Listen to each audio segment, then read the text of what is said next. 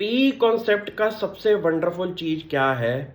अगर कंपनी की underline earnings बढ़ रही हैं तो हमेशा आपको 3 साल के टाइम पीरियड के अंदर कंपनी की पी रेशो कम होती हुई दिखाई देगी और कंपनी आपको एक अच्छी स्टेज पे दिखाई देना शुरू कर देगी कि यार 3 साल पहले ये कंपनी 100 की पी पे थी, उसके बाद कंपनी ने एग्जैक्ट सेम ग्रोथ रेट दिखाए प्रॉफिट आफ्टर टैक्स के, तो नेक्स्ट ईयर कंपनी आपकी होगी 50 की पी पे।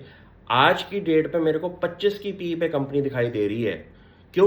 क्योंकि 3 साल पहले कंपनी 100 करोड़ कर रही थी, आज कंपनी 300 करोड़ कर रही है नेट प्रॉफिट, और शेयर प्राइस 300% नहीं भागा भाई, शेयर प्राइस सिर्फ 10-20% भागा हुआ है।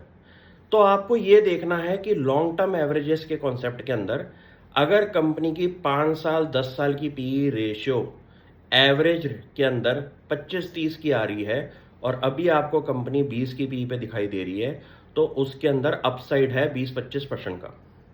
क्यों?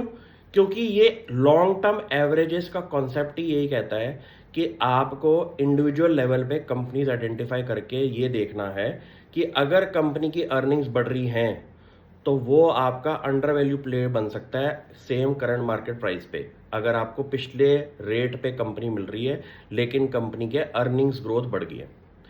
ये कॉन्सेप्ट को पढ़ने के लिए आपको पेपर पेन की रिक्वायरमेंट दिखाई दे रही है, तो इस पे लगाना शुरू करें।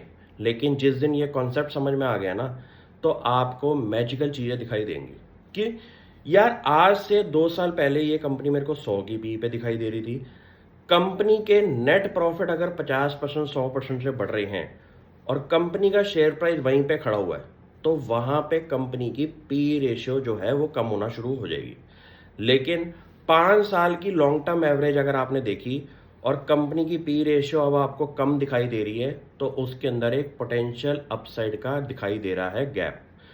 ये कॉन्सेप्ट पे सबसे पहले क्या है, फंडामेंटल्स लगाओ, फिर लगाओ टेक्निकल, और उस टेक्निकल के अंदर तगड़ी तगड़ी चीज़ें लगाओ।